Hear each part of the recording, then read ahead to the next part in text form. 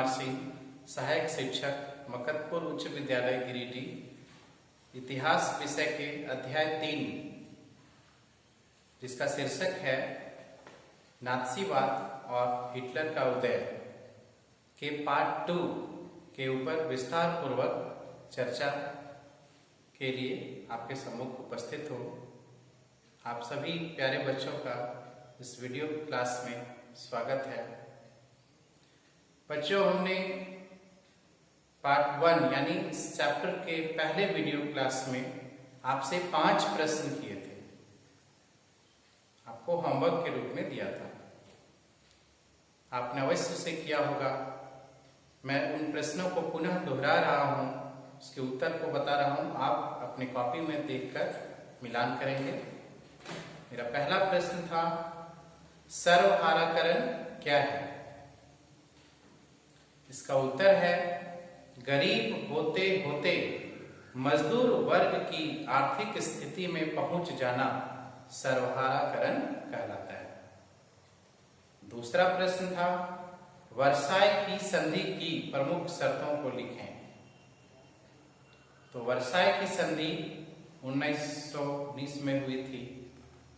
यह अत्यंत ही कठोर और अपमानजनक शर्तों के साथ वाली संधि थी। इस संधि में मित्र राष्ट्रों ने जर्मनी के ऊपर अनेक शर्तों को लागू किया।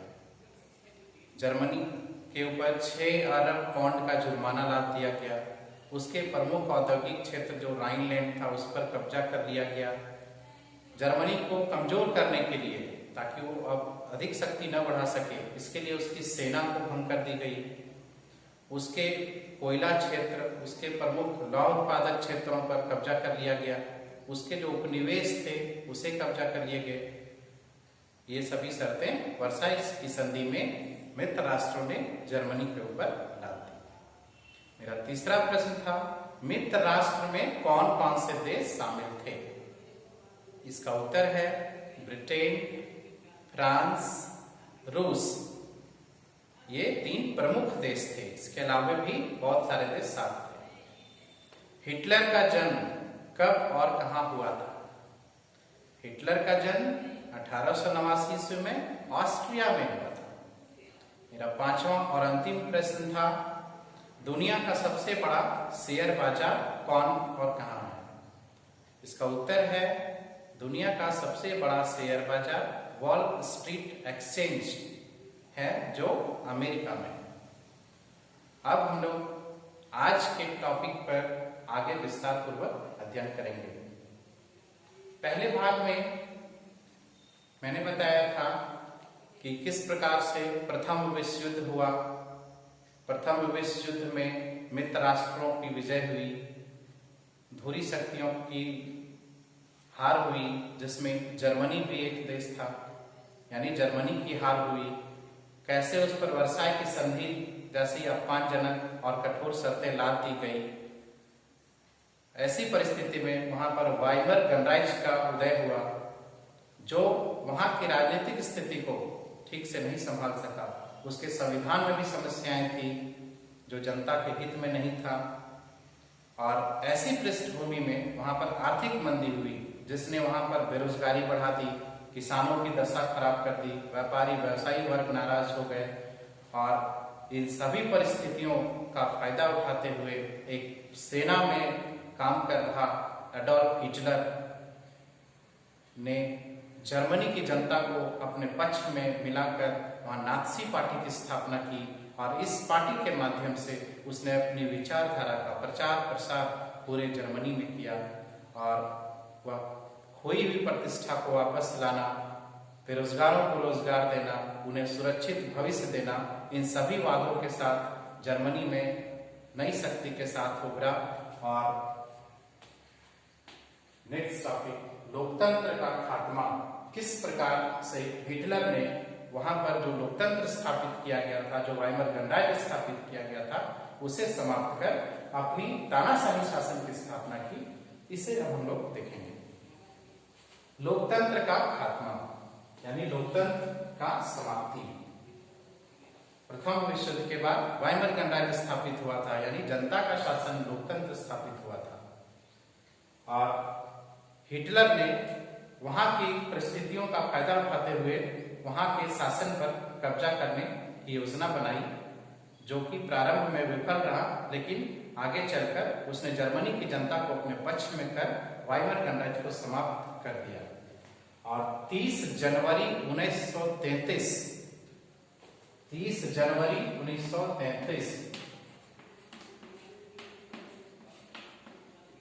को जर्मनी के राष्ट्रपति हिंडनबर्ग ने हिटलर को चांसलर पद संभालने के लिए आमंत्रित किया, जो कि वहां के मंत्रिमंडल का सबसे शक्तिशाली पद था। और जैसे ही हिटलर ने इस पद को संभाला, उसने लोकतांत्रिक संरचना जो पहले से स्थापित थी उसे समाप्त करने की योजना बनाई। जितने भी लोकतांत्रिक संस्थाएं थी, जो लोकतांत्रिक संगठन थे, उसके शासन की जो भी स्ट्रक्चर थी, वे सबों को इसने भंग करना शुरू कर दिया।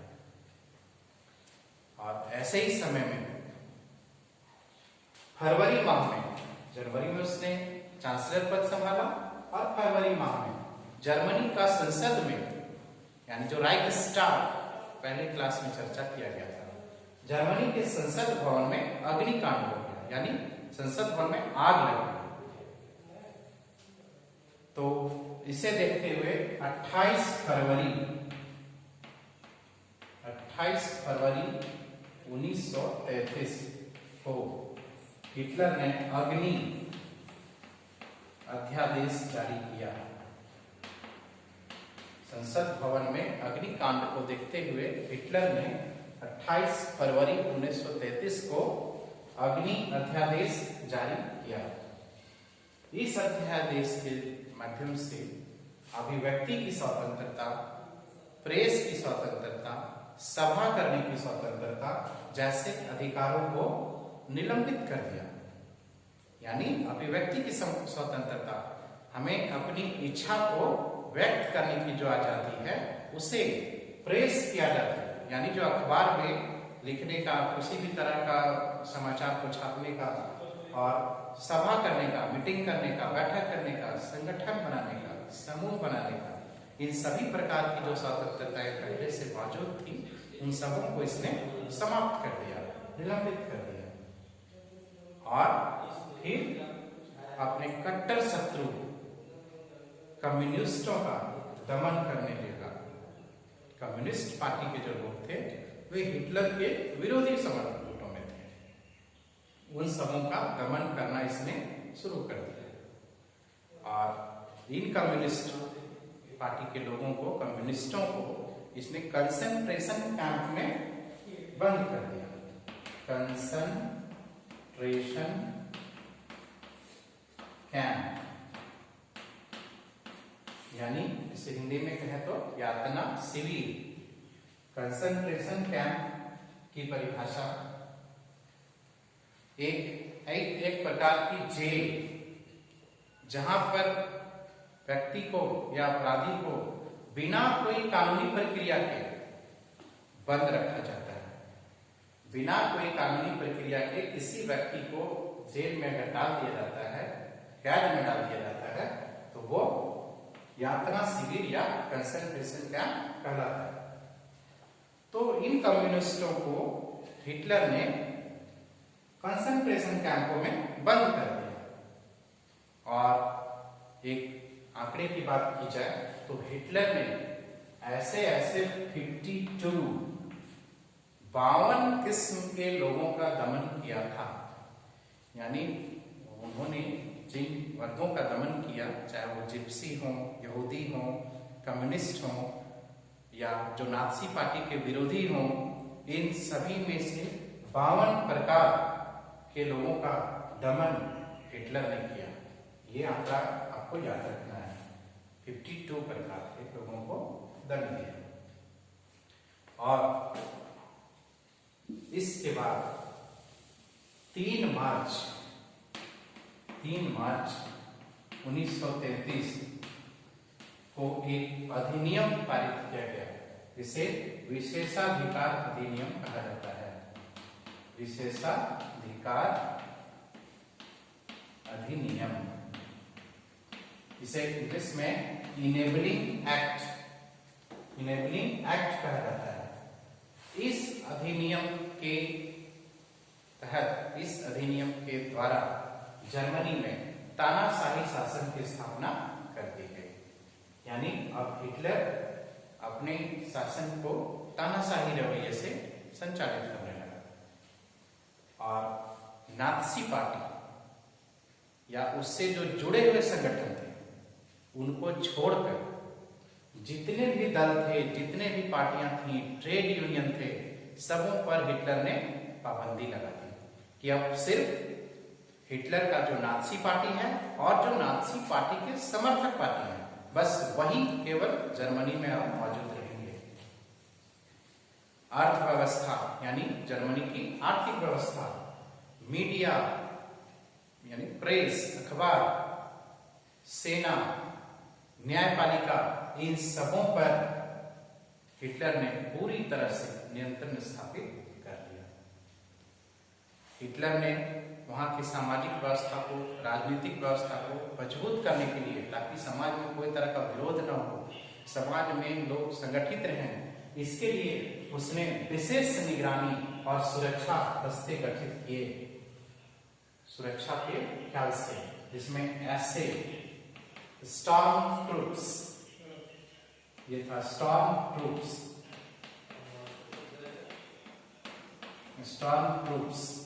और गेस्टापो गुप्तचर राइट पुलिस को गेस्टापो कहा जाता था। एसएस अपराध नियंत्रण पुलिस, इन सबों का गठन किया हिटलर ने।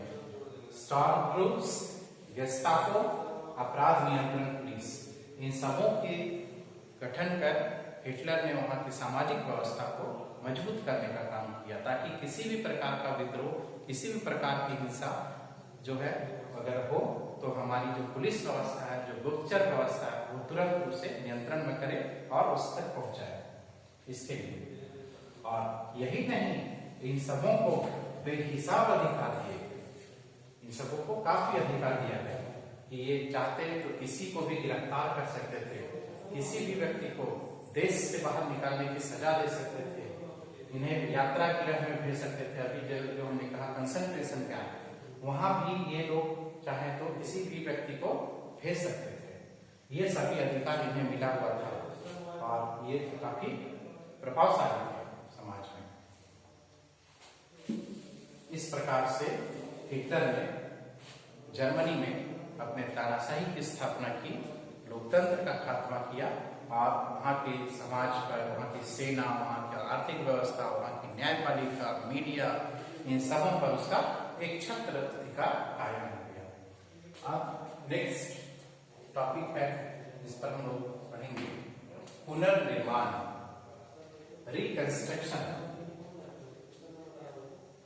जैसा कि प्रथम विश्व युद्ध में जर्मनी आर्थिक रूप से विकलांग हो गया था, पूरी तरह से टूट चुका था, तो हिटलर के सामने सबसे बड़ी समस्या उसके पुनर्निर्माण की थी। यानी फिर से पुरानी स्थिति में जर्मनी को किस प्रकार लाया जाए।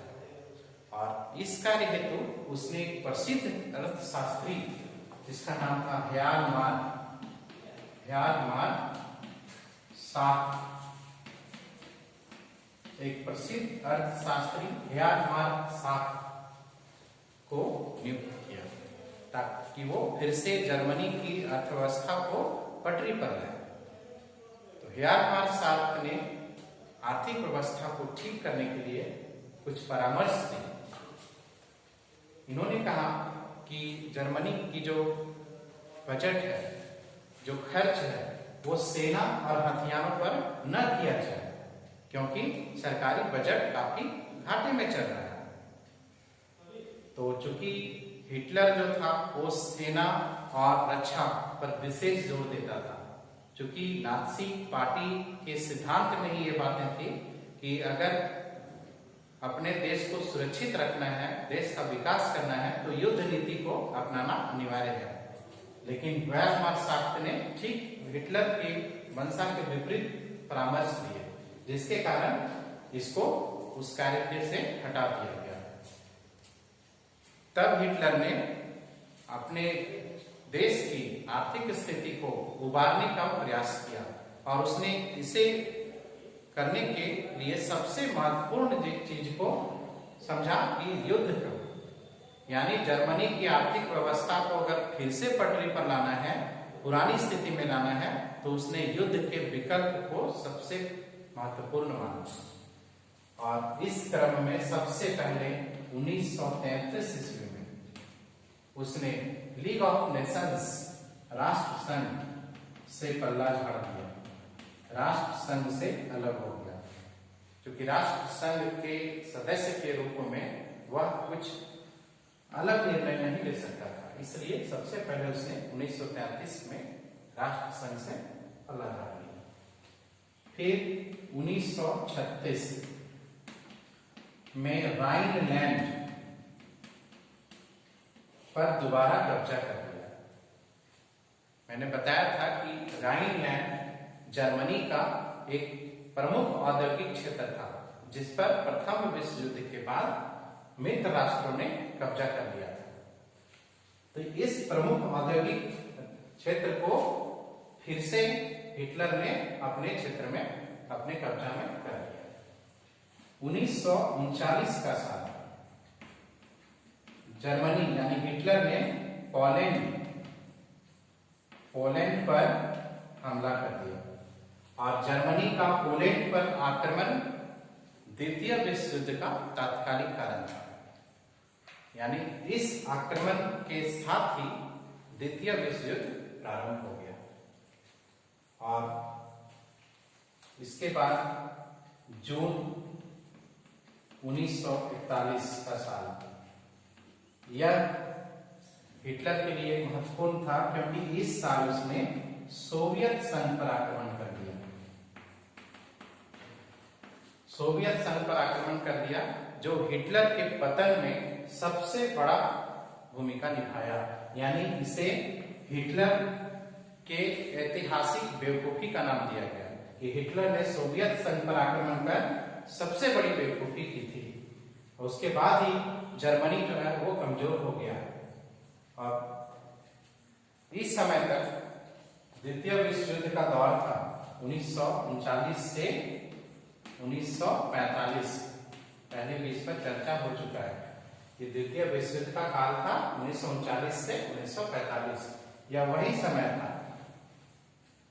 हिटलर की शक्तियों को देखते हुए और प्रथम विश्व युद्ध के परिणामों को देखते हुए अमेरिका जो है इस समय तक युद्ध से अलग था, क्योंकि फर्स्ट वर्ल्ड वॉर में उसने देखा था कि इसका परिणाम ठीक नहीं रहा, बहुत ही धन और जन की तबाही हुई, काफी आर्थिक रूप से परेशानी का सामना करना पड़ा। इस कारण वह इस युद्ध से वो अलग रहा। लेकिन क्या था कि जापान अपनी ताकत बढ़ा रहा था, जो मित्र राष्ट्र के विरुद्ध में बुरी शक्तियों का जो संगठन है उसमें जर्मनी, इटली, जापान ये सभी थे। तो जापान अपनी शक्ति बढ़ा रहा था और प्रशांत महासागर में जो अमेरिका के नौसैनिक के ठिकाने थे, यानी अमेरिकी नौसैनिक के जो ठिकाने थे उस पर हमला की योजना बना रहा था। यानी जापान जो है अमेरिका को छेड़ रहा था। और जब जापान ने हिटलर को समर्थन दे दिया, यानी जर्मनी को समर्थन दिया, और पर्ल हार्बर जो कि अमेरिका नियंत्रित क्षेत्र था उस पर जब उसने बमबारी का अपना एक निशाना बनाया, वैसे में अमेरिका पुनः युद्ध में प्रवेश कर गया और 1941 ईस्वी में अमेरिका द्वितीय विश्व युद्ध में शामिल हो गया। और जैसे ही अमेरिका द्वितीय विश्व युद्ध में शामिल हुआ, मित्र राष्ट्रों के साथ मित्र राष्ट्र भारी पड़ने लगे और मई 1945 यानी युद्ध का अंतिम वर्ष में हिटलर की पराजय हो गई और जापान के दो प्रमुख शहर हिरोशिमा और नागासाकी पर अमेरिका ने परमाणु बम का इस्तेमाल कर दिया और परमाणु बम गिरा दिया और इसी के साथ द्वितीय विश्व युद्ध की समाप्ति हो गई। परिणाम इतना घातक हुआ जापान के लिए कि वर्तमान आज तक जापान उस परमाणु बम का जो प्रभाव है उसको झेल रहा है। और मई 1945 में हिटलर की पराजय हुई और इसके ठीक पूर्व यानी अप्रैल 1945 में जब देखने लगा कि हिटलर अब हम हारना हमारा तय है, वैसे स्थिति में उसने अपने आप को आत्मसमर्पण कर दिया था। इस प्रकार पुनर्निर्माण को उसने युद्ध के माध्यम से करना चाहा। इसका सोच बिल्कुल अलग था हिटलर का इस मामले में, क्योंकि उसने अर्थशास्त्री की भी बात नहीं मानी और युद्ध को विकल्प के रूप में माना। अब अगला टॉपिक है नाज़ियों का वैश्विक दृष्टिकोण, यानी नाज़ी पार्टी की विचारधारा किस प्रकार की थी, क्या सोच था उनका, आखिर वे ऐसा क्या क्या विचारधारा को लाए थे जो उससे जर्मनी की जनता प्रभावित हुई थी। इस पर अब हम लोग देखेंगे नाज़ियों का वैश्विक दृष्टिकोण। नाज़ी विचारधारा के अनुसार जर्मन आर्य यानी जर्मनी के रहने वाले जो मूलवासी थे वह स्वयं को जर्मन आर्य कहते थे। हिटलर या नाज़ी विचारधारा में उन्हें जर्मन आर्य कहा जाता था। नाज़ी विचारधारा के अनुसार जर्मन आर्य विश्व की सबसे अच्छी नस्ल के लोग थे, यानी सबसे अच्छे नस्ल के लोग विश्व में जर्मन के आर्य लोग थे, जर्मनी के मूलवासी। और यहूदी जो कि हिटलर का कट्टर दुश्मन था, ये यहूदी विश्व के सबसे खराब नस्ल के लोग थे, ये नाज़ी विचारधारा के अनुसार। और इसी के कारण इससे उसे भारी नफरत था कि ये विश्व के सबसे खराब नस्ल के लोग हैं और इन्हीं यहूदियों को जर्मन आर्यों का कट्टर दुश्मन माना जाता था। ये यहूदी जर्मनी और जर्मन लोगों के लिए अच्छा नहीं है। और इसी समय हिटलर ने हर्बर्ट स्पेंसर के सिद्धांतों को जर्मन जनता के सामने लाया। इन्होंने अतिजीविता का सिद्धांत दिया था। इसी अतिजीविता के सिद्धांत को नाज़ी पार्टी ने जर्मनी की जनता के बीच में प्रचारित किया। इसके अनुसार जो सबसे योग्य है वही जिंदा बचेगा। दूसरे शब्दों में वैसे लोग, वैसी प्रजातियां जो विश्व पृथ्वी की बदलती हुई परिस्थितियों के अनुसार स्वयं को ढा लेंगी, वही जाति रहेगी और शेष समाप्त हो जाएगा। कहने का तात्पर्य था कि यहूदी जो सबसे खराब नस्ल के लोग हैं, इनका अब पृथ्वी से सफाया हो जाएगा और हम जर्मन आर्य जो सर्वश्रेष्ठ हैं वे ही अब पृथ्वी पर राज करेंगे। हम ही लोग यूरोप पर, पूरे विश्व पर राज करेंगे। यानी हम लोग पृथ्वी की बदलती हुई परिस्थितियों के अनुकूल हैं और वे पृथ्वी के बदलती हुई परिस्थितियों के अनुसार स्वयं को नहीं कर पा रहे हैं, वे उसके प्रतिकूल हैं। इसी कारण यहूदियों का नाश होना तय है। उन्होंने एक और विचारधारा को जनता के सामने रखा, लेबेन्सट्राउम। लेबेन्सट्राउम क्या है? यानी जीवन परिधि की भू राजनीतिक अवधारणा से संबंधित था यह विचारधारा। इसके अनुसार हिटलर मानता था कि अपने लोगों को बसाने के लिए, यानी जर्मन मूल वासियों को बसाने के लिए अधिकाधिक क्षेत्रों पर हमें कब्जा करना होगा। यानी ज्यादा से ज्यादा क्षेत्र पर कब्जा करेंगे, हमारा भौगोलिक क्षेत्र का विस्तार होगा, तो हमारे जो लोग हैं, जर्मन वासी हैं, वे उस क्षेत्र पर जाकर बसेंगे और हमारी जर्मनी राष्ट्र का जो संसाधन है, जो शक्ति है, वो बढ़ेगी। क्षेत्र बढ़ेगा, हमारा शक्ति बढ़ेगा, संसाधन बढ़ेगा। ये सोच के अनुसार उसी को लेबेन्सट्राउम विचारधारा कहा जाता है, नाज़ी पार्टी। इसके बाद हम लोग देखेंगे नस्लवादी राज्य की स्थापना। किस प्रकार से नाज़ी विचारधारा में अपने जर्मन मूलवासियों को सर्वश्रेष्ठ और अन्य जातियों को नीचे दिखाना शुरू किया गया, इस पर हम लोग देखेंगे। तो जैसे ही हिटलर ने सत्ता संभाला, जैसे ही जर्मनी को अपने कब्जे में किया, वैसे उन्होंने अवांछितों को समाप्त करना शुरू कर दिया। अवांछित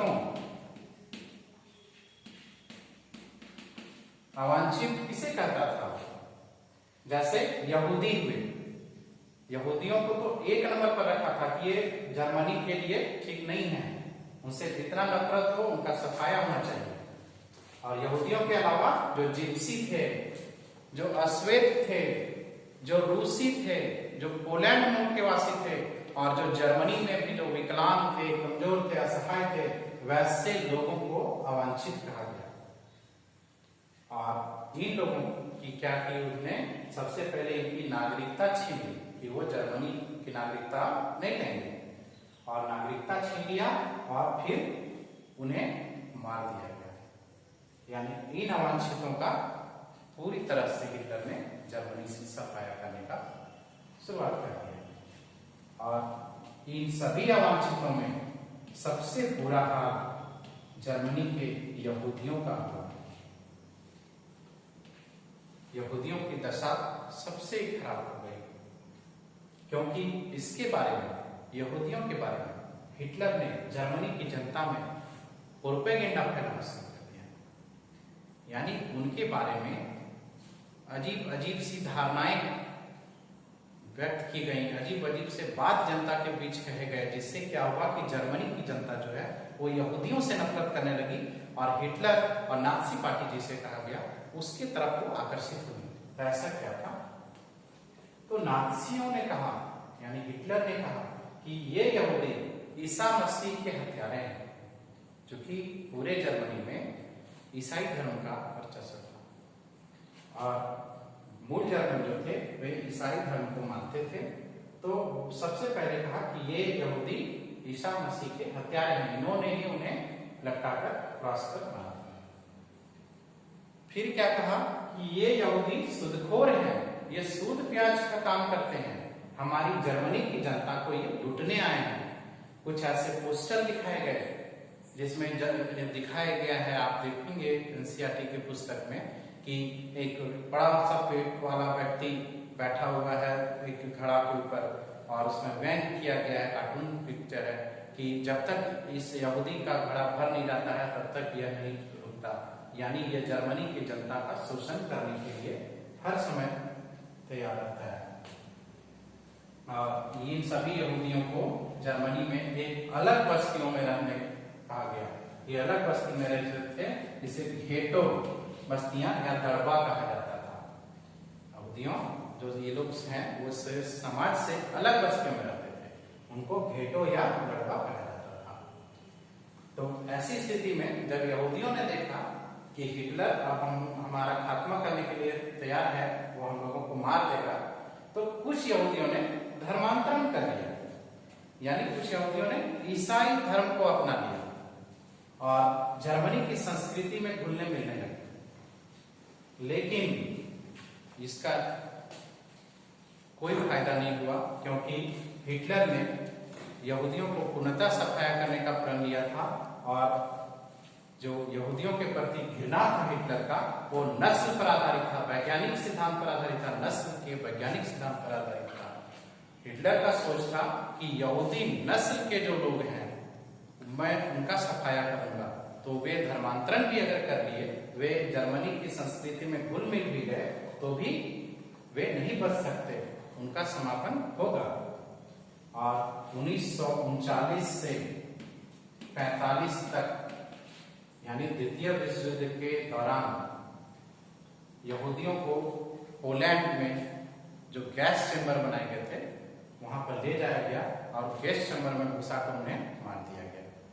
और पिक्चर कुछ आप देखेंगे एनसीईआरटी की पुस्तक में, तो मालवाहक ट्रेन दिखाया गया जिसमें भरकर यहूदियों को ले जाया जाता था और ले जाकर गैस चैम्बर में उन्हें घुसा दिया जाता था। एक साथ हजारों हजार आदमी को वहां पर मौत की नींद सुला दिया जाता था, फिर बाहर निकाला जाता था। इस प्रकार से हिटलर ने अपने अवांछितों, अपने विरोधियों, जिसमें यहूदी प्रमुख थे, का नाश किया। फिर आगे लोग देखते हैं नाजी जर्मनी और युवा वर्ग। नाजी पार्टी की स्थापना उसने की अपने पार्टी के सदस्य के रूप में जर्मनी के युवाओं को उसने सबसे महत्वपूर्ण माना कि ये युवा ही हमारी पार्टी का प्रचार प्रसार और हमारी पार्टी का प्रमुख व्यक्तित्व हो सकते हैं। और हिटलर ने इन नात्सी समाज के निर्माण के लिए यह प्रमुख माना कि बच्चों को नात्सी विचारधारा की घुट्टी पिलाना बहुत जरूरी है। यानी यहाँ के जो बच्चे हैं, जर्मन मूल के जितने भी बच्चे हैं, सबों को नात्सीवाद का सिद्धांत या नात्सी पार्टी की जो विचारधारा है उनको अपनाना होगा और उसके अनुसार उन्हें अपना जीवन निर्वहन करना होगा। तो इसके लिए सबसे पहले स्कूलों को टारगेट बनाया गया। हिटलर ने सबसे पहले स्कूलों को अपना निशाना बनाया और अपने इस कार्यक्रम में सबसे पहले उसने यहूदी शिक्षकों को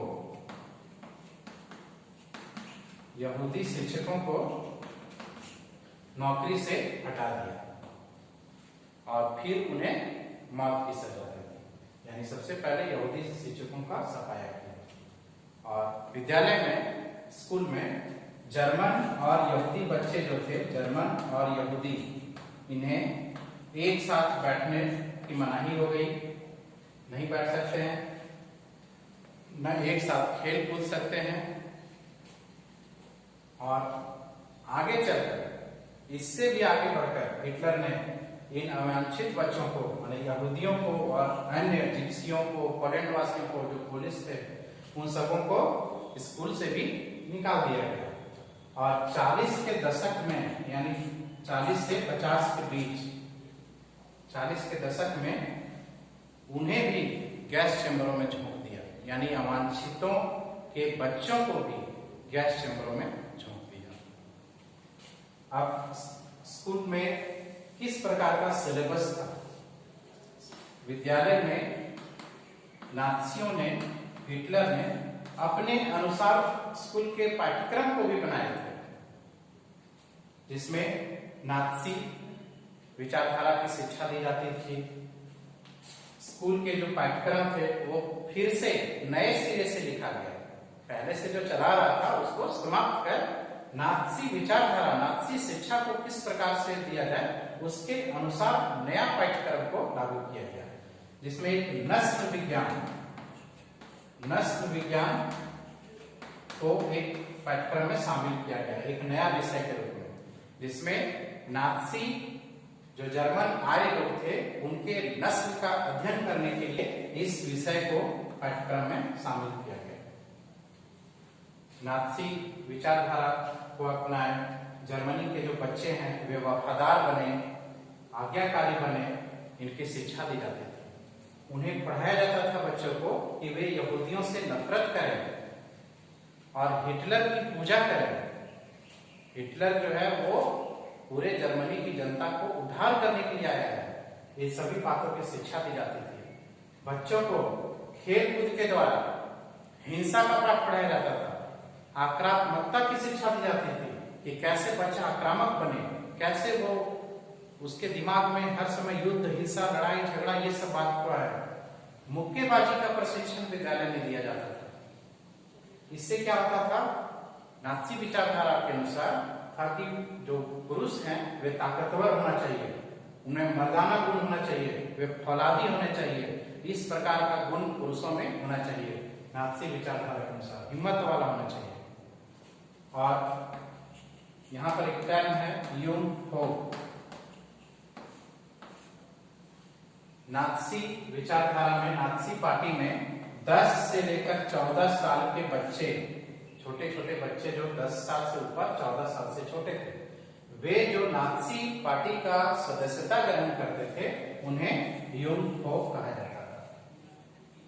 10 से 14 साल के बच्चे जो नात्सी पार्टी की सदस्यता ग्रहण करते थे उन्हें यूंग हो कहा जाता था।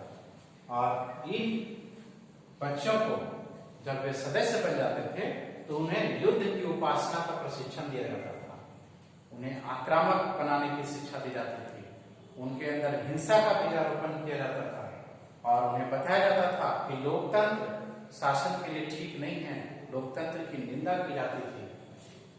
यहूदियों कम्युनिस्टों, अवांछितों से ये बच्चे को घृणा करें, इन सबों का प्रशिक्षण दिया जाता था कि यहूदी लोग जो हैं, अवांछित लोग जो हैं, वो सबसे खराब नस्ल के लोग हैं, उनसे जहां तक हो सके घृणा का भाव करना चाहिए।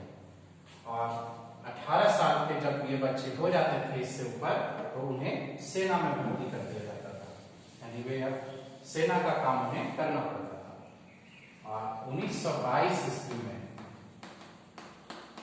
हिटलर ने नात्सी यूथ लीग का गठन किया, और यही नात्सी यूथ लीग में फिर बड़े उम्र के बच्चे इसमें रहने लगे, जो बड़े आदमी थे, और इसे ही 4 वर्ष बाद हिटलर यूथ नाम दिया गया। हिटलर यूथ का नाम दिया गया। नात्सी यूथ लीग को हिटलर यूथ कहा जाने लगा। और एक आंकड़ा बता रहा हूं यहाँ पे, 1933 तक 12.5 लाख से अधिक बच्चे इसके सदस्य थे, हिटलर यूथ के।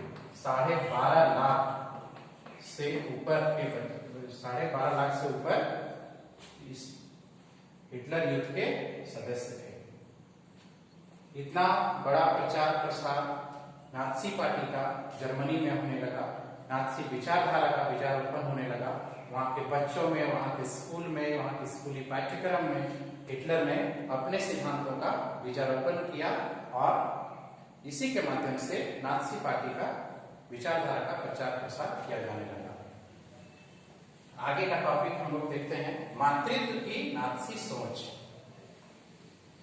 यानी नात्सी विचारधारा में, नात्सी पार्टी में महिलाओं की क्या भूमिका होनी चाहिए। अभी तक हमने देख रहा है बच्चों की हिटलर की जो विचारधारा है वो बिल्कुल विपरीत है। जो एक आदर्श विचारधारा किसी पार्टी का होता है, जो किसी देश के निर्माण के लिए जरूरी है, आर्थिक विकास के लिए जरूरी है, समाज के विकास के लिए जरूरी है, उसके विपरीत इनकी विचारधाराएं थी। मातृत्व की तो स्वाभाविक है कि महिलाओं के बारे में भी इनकी विचारधाराएं कुछ अटपटा ही होगा। तो हिटलर मानता था, या नात्सी विचारधारा के अनुसार कहना था इनका कि महिलाएं बुनियादी तौर पर मर्दों से अलग हैं, इसलिए उनका काम केवल अच्छी मां बनना है। महिलाओं को उन्हें घरेलू कार्यों तक ही सीमित रहना चाहिए, और महिलाओं को शुद्ध जर्मन आर्य रक्त वाले बच्चों को जन्म देना चाहिए, और उनका पालन पोषण करना चाहिए। अगला बात है महिलाओं के बारे में कि वे जहां तक संभव हो यहूदियों से दूर रहे। महिलाओं का काम घरेलू कार्यों को संभालना है, वे घर तक ही सीमित रहे, और अपने बच्चों को नात्सी पार्टी की मूल्य मान्यताओं या उनकी विचारधाराओं की शिक्षा देनी चाहिए। यानी महिलाएं अपने बच्चों को नात्सीवाद के सिद्धांतों की शिक्षा दें। और 1933 ईस्वी में हिटलर ने कहा था कि मेरे राज्य की सर्वाधिक प्रमुख जो नागरिक हैं वो मां है। यानी हिटलर मां को अपने देश की सर्वाधिक महत्वपूर्ण नागरिक मानता था, और महिलाओं को कहता था कि आप केवल जर्मन मूल वाले रक्त वाले बच्चों को ही जन्म दें। वांछित बच्चों यानी जर्मनी के बच्चों, जर्मन मूल के बच्चों, वांछित बच्चों को जन्म देने वाली माताओं को इनाम दिए जाते थे, और अवांछित बच्चों को जन्म देने वाले को दंड दिया जाता था, कठोर दंड का प्रावधान था। जैसे अगर यहूदियों से शादी कर यहूदी बच्चा हो, जिप्सी का बच्चा हो, तो वैसी स्थिति में वैसी माताओं को दंडित किया जाता था। और जो वांछित बच्चों को जन्म देती थी वैसे माताओं को इनाम दिए जाते थे, विशेष सुविधाएं दी जाती थी। जैसे अस्पताल में उनको विशेष स्थान था, दुकान में उनको छूट दिया जाता था, थिएटर में, रेलगाड़ी के टिकटों में उनको विशेष सुविधाएं थी, रेलगाड़ियों में विशेष सुविधाएं थी। उन्हें तमगों को देने की व्यवस्था की गई, जिस प्रकार से सिपाहियों को तमगा दिया जाता था, वैसे ही तमगा वहां की महिलाओं को दिया जाता था। 4 बच्चे पैदा करने वाली को कांसे का तमगा दिया जाता था, 4 बच्चे वाले को, 6 वाले को चांदी का, 8 या उससे ऊपर बच्चे पैदा करने वाली को सोना का तमगा दिया जाता था। इस प्रकार का प्रावधान नाज़ी विचारधारा में था, हिटलर ने किए थे कि महिलाएं जो हैं, संक्षेप में एक बार इसे दोहरा रहा हूं, ये बहुत ही महत्वपूर्ण है। महिलाएं जहां तक संभव हो यहूदियों से दूर रहें। महिलाएं जो हैं वो पुरुषों की बराबरी न करें। महिलाएं घरेलू कार्यों तक ही सीमित रहें। महिलाएं शुद्ध जर्मन रक्त वाले बच्चों को ही पैदा करें। वे अपने बच्चों को नाज़ी पार्टी की विचारधारा की प्रशिक्षण दें। वे अवांछित नागरिकों से दूर रहें और इस प्रकार का प्रावधान किया गया था। लेकिन अगर कोई जर्मन महिला जो आचार संहिता निर्धारित ये सब किए गए हैं उनका अगर वे उल्लंघन करती है, वैसी स्थिति में कठोर दंड दिया जाता है। जैसे उनको गंजा कर दिया जाता था, मुंह पर काली पोत कर और गला में तख्ती लटकाकर पूरे नगर में उन्हें घुमाया जाता था। इस तरह का सजा औरतों को दिया जाता था और गला में तख्ती लटकाया जाता था। उस तख्ती में लिखा रहता था कि मैंने राष्ट्र के सम्मान को मलिन किया है, यानी हमने जो जर्मनी देश का जो सम्मान है, जो इज्जत है, उसको हमने मलिन किया है। और इस अपराध के लिए महिलाओं को जेल तक भेज दिया जाता था। उनके पति को, उनके परिवार को भी छीन लिए जाने की व्यवस्था थी। इतना कठोर दंड महिलाओं के लिए था, यानी हर हाल में महिलाएं केवल जर्मन लोगों से ही संपर्क में रहें और जर्मन बच्चे की ही आबादी बढ़ाएं। इसका विशेष व्यवस्था नाज़ीवाद में हिटलर ने की। अगला हमारा टॉपिक है प्रचार की कला। यहां एक प्रश्न उठता है कि हिटलर ने नाज़ी पार्टी की विचारधारा का जो प्रचार प्रसार किया, पूरे जर्मनी की जनता को इससे प्रभावित किया, आखिर उसने क्या क्या माध्यम अपनाया, किन माध्यमों का प्रयोग किया और इस प्रकार से अपने विचारों का प्रचार प्रसार किया, और कैसे इतना क्रूर, इतना जघन्य अपराध, नरसंहार को हिटलर ने जो अंजाम दिया, आखिर जर्मनी की जनता ने इस प्रकार के अमानवीय कृत्य में कैसे उनका सहयोग किया, किस ट्रिक का यूज किया हिटलर ने। तो प्रचार की कला, किस प्रकार से नाज़ी पार्टी ने अपने विचारधारा का प्रचार प्रसार किया और इन सभी घटनाओं को अंजाम दिया। तो हिटलर ने भाषा और मीडिया का प्रयोग बहुत ही चतुराई से किया और इसका जबरदस्त लाभ उठाया। भाषा और मीडिया, ये दो का बहुत ही जबरदस्त प्रयोग कर उसका लाभ उठाया। नाज़ियों ने अपने दस्तावेजों में हत्या या मौत जैसे शब्दों का प्रयोग नहीं किया, क्योंकि ये शब्द जो है वो किसी को भी सुनकर लगता है कि कितना जघन्य है, कितना ये कठिन कार्य है, कितना कठिन अपराध है। तो इन सबों का प्रयोग नहीं किया, जबकि इसके बदले क्या किया, अंतिम समाधान। जब यहूदियों को मारने की बात आई तो उसने कहा कि यहूदियों का अंतिम समाधान होने जा रहा है। यूथनेजिया, विकलांगों को समाप्त करने के लिए उसने कहा कि यूथनेजिया है, विकलांगों को समाप्त करना। इवैक्यूएशन यानी खाली जगह करना, लोगों को गैस चैम्बर तक जो ले जाने का काम था वो इवैक्यूएशन कहलाता था। और संक्रमण मुक्ति क्षेत्र, संक्रमण मुक्ति क्षेत्र, संक्रमण मुक्ति क्षेत्र यानी गैस चैम्बरों को कहा जाता था। गैस चैम्बर जिसमें हजारों हजार व्यक्तियों को घुसाकर हिटलर सबको प्राणदंड देता था, उसको संक्रमण मुक्ति क्षेत्र कहा गया, यानी गैस चैम्बरों को। ये सभी शब्दों का अंतिम समाधान, यूथनेजिया, इवैक्यूएशन, संक्रमण मुक्ति क्षेत्र, इन शब्दों का प्रयोग कर मौत और हत्या जैसे शब्दों को छुपाने का प्रयास किया, ताकि इन शब्दों को सुनकर जनता में अधिक दर्शक न हो। और इस नाथसी विचारधारा को फैलाने के लिए उसने तस्वीर, फिल्मों, रेडियो, पोस्टर, नारे, पर्चों आदि का प्रयोग किया।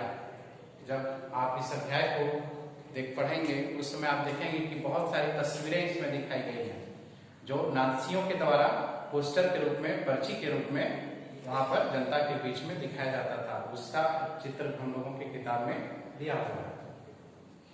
और यही नहीं, इन सबों के अलावा चूंकि यहूदियों का सर्वनाश करना था, तो जर्मनी की जनता का समर्थन चाहिए, तभी इतनी बड़ी संख्या में यहूदियों का नाश हो सकता है। जैसा कि आंकड़ा लिखा हुआ है कि 60 लाख यहूदियों को उसने मारा था। 60 लाख, तो इतनी बड़ी आबादी को समाप्त करना स्वाभाविक है कि मानवता के प्रति एक जघन्य अपराध है। तो ऐसी स्थिति में जर्मनी की जनता को अपनी ओर आकर्षित करने के लिए हिटलर ने यहूदियों के बारे में प्रोपेगेंडा फैलाना शुरू किया। पोस्टरों में यहूदियों को शैतान के रूप में पेश किया जाने लगा कि ये जो यहूदी हैं, जो सबसे खराब नस्ल के लोग हैं, ये शैतान का रूप है। यहूदियों को केंचुआ, चूहा, कीड़ा जैसे शब्दों से संबोधित किया जाता है। और इस प्रकार से धीरे धीरे नाथसी पार्टी ने, हिटलर ने पूरे जर्मनी के समाज में यह एहसास कराया कि जो जितनी भी समस्याएं जर्मनी में है वे यहूदियों के कारण है, और इन समस्याओं का हल जो है केवल नाथसी पार्टी ही कर सकता है, केवल हम यानी हिटलर ही कर सकते हैं। और यही रीजन है कि इतने बड़ी आबादी में उसने प्रथम विश्व युद्ध के सहारा में, उसके काल में जर्मनी की जनता के ऊपर काफी ये अपराध किए। और इसी घटना से के बारे में पाठ के प्रारंभ में है, जब हेलमुट की चर्चा हम लोगों ने किया था कि हेलमुट ने के जो पिताजी हैं उन्होंने आत्महत्या कर ली, और उससे जो है हेलमुट काफी प्रभावित हुआ। और यही सब जो अपराध नाथसी पार्टी ने किए और हिटलर ने किए, जिसके कारण हेलमुट के पिता को यह डर लगा था कि कहीं द्वितीय विश्व युद्ध की समाप्ति के बाद जो यहूदी हैं, जो दूसरे विचारधारा के लोग हैं, जो नाथसी विरोधी गुट हैं, वे कहीं उनकी सफाया न कर दे, क्योंकि वे नाथसी विचारधारा के समर्थक थे। युद्ध के बाद वे काफी आतंकित हो गए थे, और यही कारण है कि हेलमुट के पिता ने आत्महत्या कर ली थी। तो ये टॉपिक था।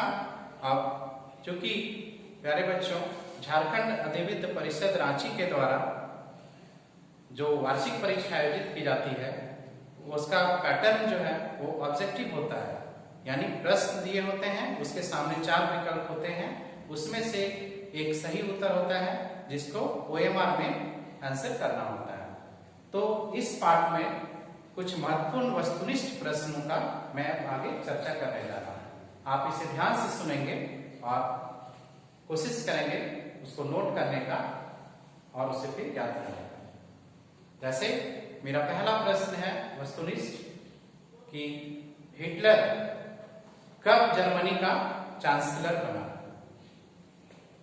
इसका उत्तर है 30 जनवरी 1933। जर्मनी के किस राष्ट्रपति ने हिटलर को चांसलर पद के लिए आमंत्रित किया? इसका उत्तर है हिंडनबर्ग। अगला प्रश्न है अग्नि अध्यादेश कब जारी किया गया?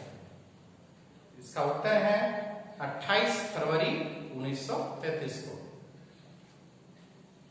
अगला प्रश्न है कि अग्नि अध्यादेश के अंतर्गत किन किन अधिकारों को निलंबित कर दिया गया?